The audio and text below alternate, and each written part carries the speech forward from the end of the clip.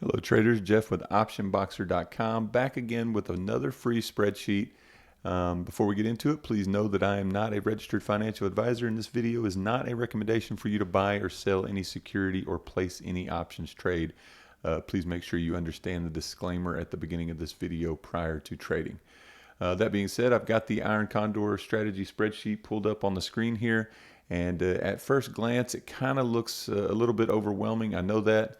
But I'll talk through everything here really quickly, and then we'll set up kind of a fictitious trade, maybe a couple of them if time allows. I'm going to try to keep the video under 10 minutes if I can. But the first thing you'll want to do if you're going to get your hands on this spreadsheet, it will be made available for free, and there will be a link in the description, and you can always find it at optionboxer.com.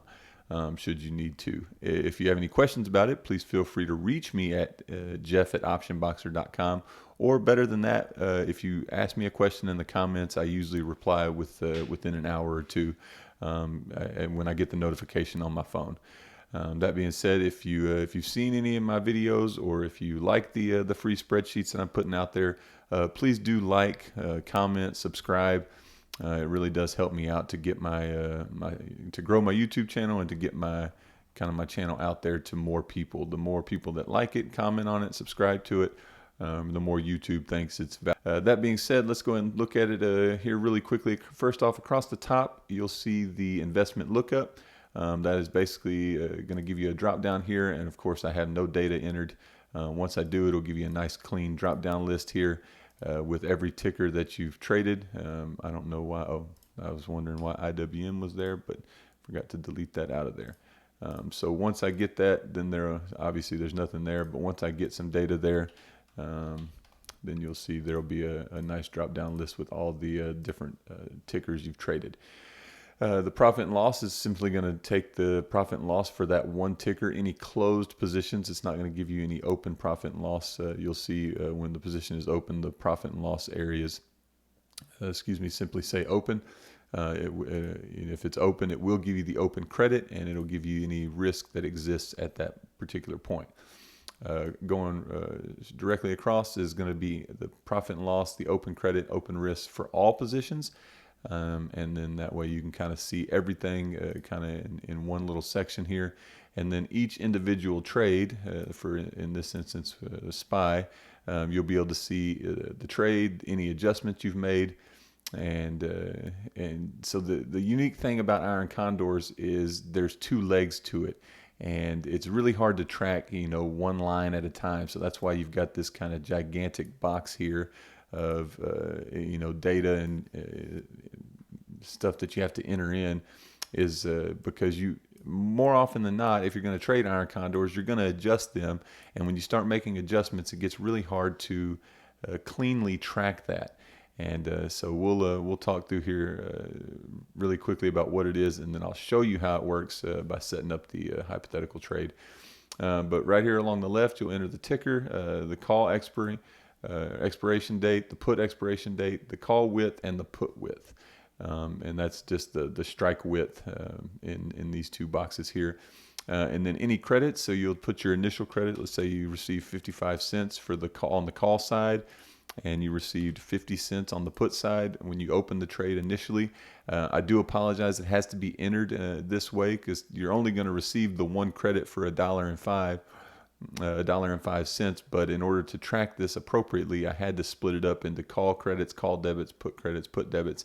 That way, if you ever roll one leg, if you just roll the call side, you'll simply close the call credit with a call debit, and then reopen with a new credit and a new debit if you close it again. But that just was the easiest way to do this. It doesn't require, I know it looks overwhelming, but it doesn't require that much data entry, not so much that it should scare you away from using it. Of course, if you ever have questions, you can reach me in the comments or at jeff@optionboxer.com. But moving right along, again, you've got the call credits, debits, put credits, debits, and then over here in this section, you've got the days to expiration. So if I entered a date here, let's just put Christmas Day, it's going to tell you the number of days until Christmas, or the expiration, the number of days to expiration. And then the call risk is going to tell you the difference between the credit you received and the call width that you put in here, and then the call credit and the call P&L. And another reason I created it in this kind of this format is if you do make an adjustments, a lot of times if you roll a position, you have to widen your strike. So you may start with a $5 wide, and then when you roll it, you have to go to $7.50. And so you want to be able to calculate that risk appropriately when you make an adjustment to one leg or another. And that way you kind of always have the true risk to reward parameters to look at. And the broker does not do a good job of keeping track of the debits and credits. They only show you what's open at that particular point in time. So this is a nice way to be able to see all of it for any particular trade, assuming you don't make more than 5 adjustments to the trade. So I feel like if you're making 5 adjustments to an iron condor, you're constantly taking on more risk, or you're constantly losing money in the roll. And more than 5 I think is a little bit excessive. Now I'm sure it does happen. I myself don't typically trade it, don't typically adjust an iron condor more than once, maybe twice. At that point, I'm usually willing to accept the loss and just move on. But in any case, you got the call credit, the call P&L, which is, as long as the position here is marked as open, it will simply read open. This isn't designed to track the live options market. For that type of a spreadsheet, you may check out my trading analyze and trading journal that I have available on optionboxer.com. Of course, it's not geared solely to iron condors, so if you're interested in it, you can look at it there. And then it's got the same information for the puts, and then it's going to total up everything here, and it's going to tell you the total P&L again once the position is closed.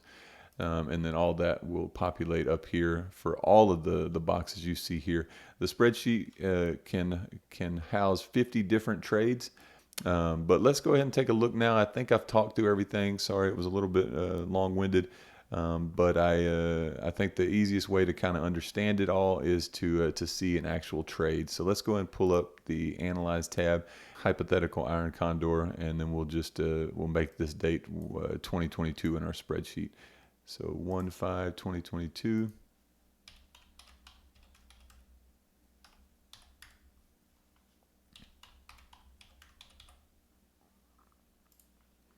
The strike width looked like it was 250 on both sides.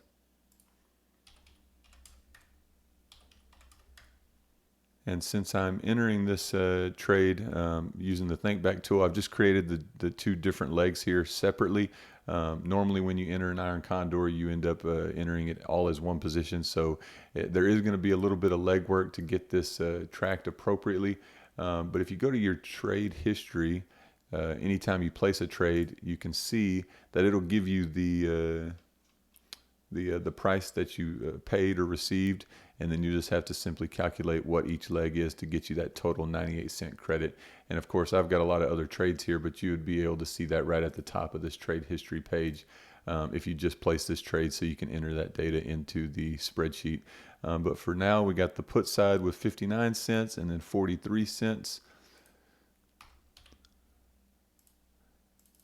And it does need to be entered as in cents, 59 and then 0.43. And then so that'll give you the total risk is 398, the total credit is 102, and then we'll just kind of push through here a little bit and see how this trade works out. Let's say on 1-11 we decided we wanted to roll out this this losing trade here, so we end up paying 43, so $84 is what we would pay to get out of there. So we would have to pay 84. So you can see our credit is now a loss, but we would want to open another trade, and let's say we closed that one and we wanted to roll it out to the next month, just hypothetically speaking. So we wanted to open up, and let's do this one $5 wide so we can see kind of how it works. And then so you'll have $1 credit here will be the next credit you have, but you need to come back over here, and now you need to change the strike width to $5 so that your risk is calculated appropriately. And then the put credit, let's say we were happy with where it was. So 59 minus 30 is 25, I guess. So let's say we were happy where it was and we ended up just wanting to close that one. You can see we have a total credit still outstanding of 93. And let's say, some more time went by and we ended up closing that for 50 cents. You can see once we push closed here, we now have a total P&L of $43. And if we click up here in our box, it'll tell you your profit and loss. If this was still open, it's going to tell you the open credit and the open risk that exists for that position. Let's say you wanted to open up I think the easiest way now that you've seen it here, I think, is just to kind of make up some numbers so it doesn't take up too much of our time. And let's say you wanted to open up another put there, and then of course it'll add it up there. You ended up closing this one for a loss, a pretty substantial one, and now you can see the P&L has gone negative, and of course that is reflected across everything. Let's say at the same time you wanted to open up a SPY. The only thing I didn't do is anytime you open up new trades, you just need to make sure you change the expiration date there. That way it's giving you the accurate days to expiration for whatever trade that currently exists. Because anytime you roll a position, you're actually closing one and reopening a new vertical.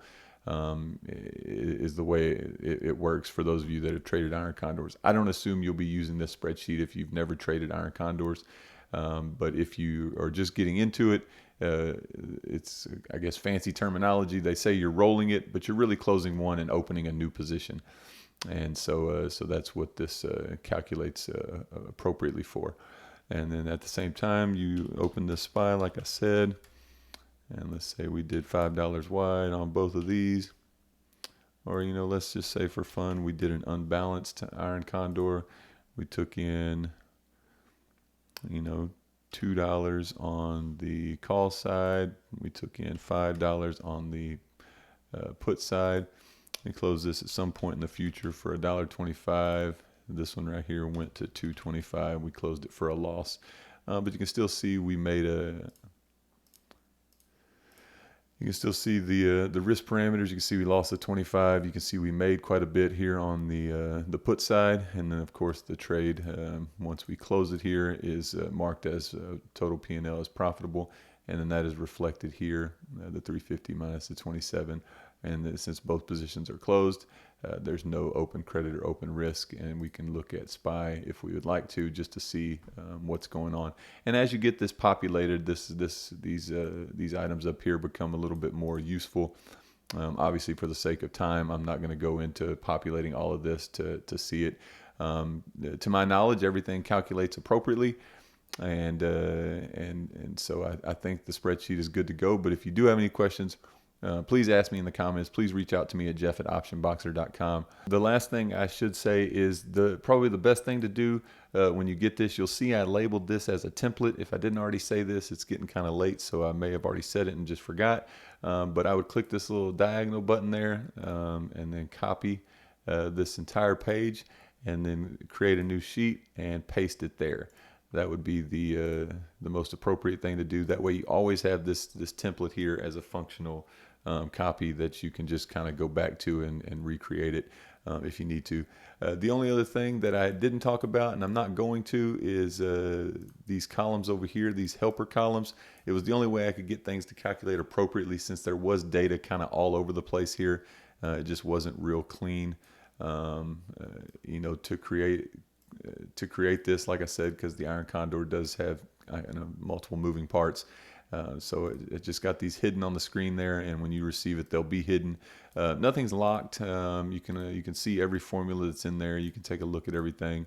You can see I kind of got a little crazy here. I could have just calculated this using the helper column, but before I created the helper column, I had already added these up, so it can stay that way. It's still calculating appropriately. It's not a big deal, but that's it. Hopefully you guys like it. Again, please like, comment, subscribe. It really does help my channel out, and I'm putting a lot of work into trying to grow it And so I would really, really appreciate if you guys would subscribe and like and all those things. But if you have any questions, feel free to reach me. Talk to you soon. Bye-bye.